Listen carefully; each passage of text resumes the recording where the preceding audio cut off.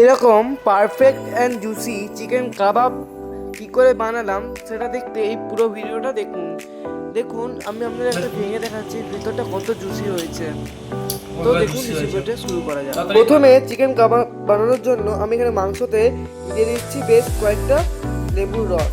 লেবুর রস দিলে কী হবে, মাংসের যে এক্সট্রা গন্ধ সেটা থাকবে না।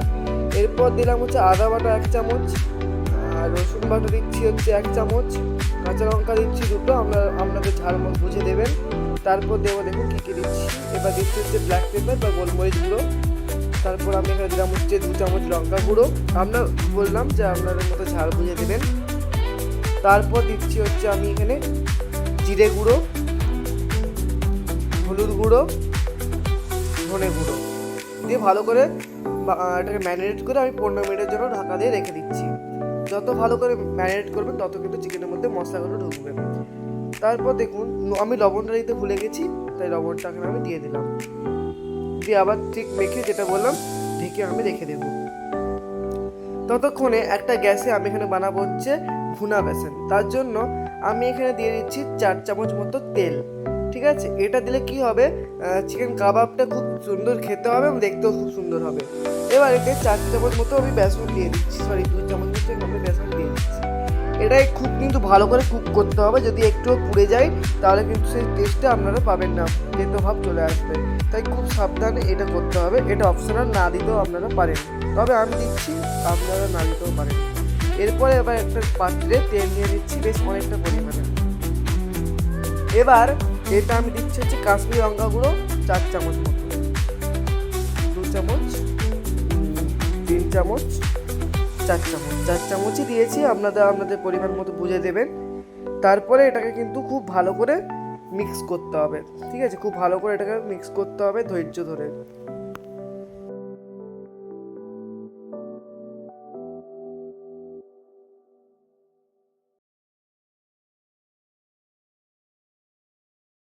এখানে কিন্তু মিক্স করা কমপ্লিট হয়ে গেছে। এবার আমি দিয়ে দিচ্ছি হচ্ছে বেশ অনেকটা পরিমাণে টক দই।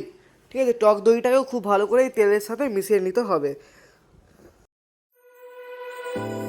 আমি হচ্ছে এটাকে খুব ভালো করে মিশিয়ে নেব।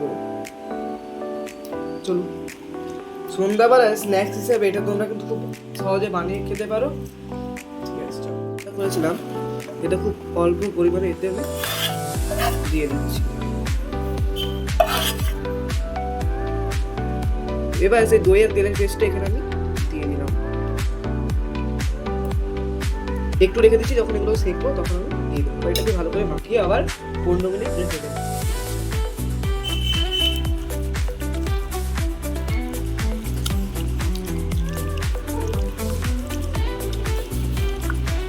ভালো করে দেখুন তুমি মেখে দিয়েছি।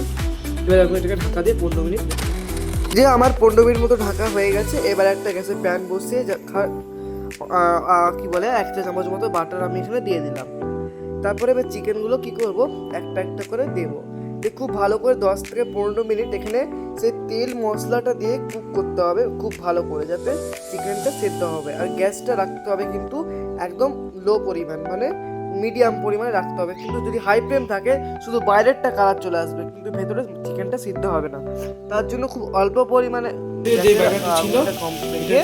ভালো করে চিকেনটা দিয়ে ভালো করে দিতে হবে 10 থেকে 15 মিনিট। এই পাশটা হচ্ছে ও পাশটা হচ্ছে। তোমরা এখানে বাটারের পরিবর্তে তেলও দিতে পারো, তেলগুলো বেরাবে, এই তেলগুলো কিন্তু ব্রাশ করে দিতে হবে। তেলগুলো আসলে টেস্ট, ঠিক আছে। খুব ভালো করে হালকা কুক করতে হবে, দিয়ে কিন্তু এখন আরেকটা স্টেপ কমপ্লিট করে তারপর খাওয়া যাবে।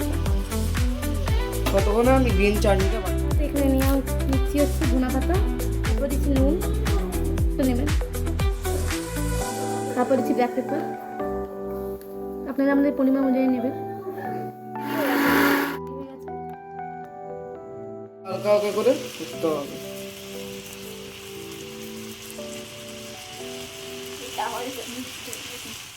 জোর কদমে চলছে, এগুলো কিন্তু একদম দিয়ে দিতে হবে। ঠিক আছে, উল্টে পাল্টে দেবো।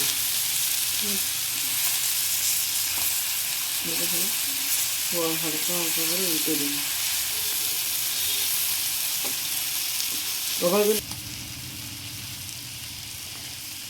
মতো হয়ে গেছে। এবার এগুলোকে পিঠে তুলে নেবো, দিয়ে বাকিগুলো এমন সেম পদ্ধতিতে করবো, তারপর তোমাদের আবার দেখাচ্ছি। সেমভাবে দেখো দ্বিতীয় বারেরটা কুক হয়ে গেছে, এবার স্টিকে দিয়ে সেঁকবো, তাহলে কম। এবারে হচ্ছে আবার তো দেখলে এটা আমি স্টিকে এগুলোকে করে নেবো।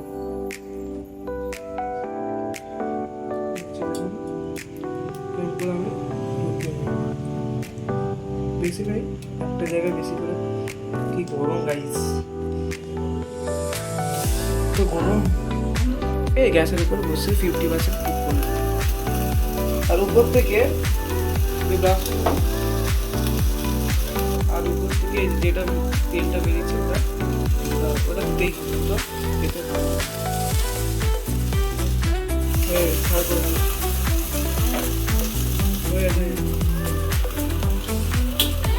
তো আপনারা তো দেখতেই পাচ্ছেন কত সুন্দর জুসি চিকেনগুলো হয়েছে। আপনারাও খুব সুন্দরভাবে বানিয়ে নিতে পারেন। এই ভিডিওটা পুরো দিন আশা করি বানাতে পারবেন। আর আমি এখানে একটা জিনিস কিন্তু দিইনি, সেটা হচ্ছে কাঠ কয়লা। সেই কয়লাটা না দিতেও পারেন, দিতেও পারেন, তার জন্য আমি একটু বেশি পুড়িয়েছি আর কি, ঠিক আছে। আপনাদের দেখুন, দেখে তো বুঝতেই পারছেন কতটা লোভনীয় হয়েছে। এরপর থেকে জাস্ট একটু হালকা করে চাট মশলা ছড়িয়ে নিচ্ছি, বিট নুনও দিতে পারেন, কিন্তু আমি এখানে দিইনি। তারপর গ্রিন চাটনিটাই হচ্ছে ডুবিয়ে মুখে দারুণ হয়েছিল কিন্তু খেতে। আমার রিয়েকশন দেখে তো আপনারা বুঝতেই পারছেন কত সুন্দর খেতে হয়েছিল। কি বলবো, বলা ভাষা হারিয়ে ফেলছি। এবার হচ্ছে আমরা একটা ভেঙেও দেখাচ্ছি, দেখুন ভিতরটা কতটা। এরকম আরও রেসিপি দেখতে এমডি ফ্যাক্টরিকে সাবস্ক্রাইব করে পাশে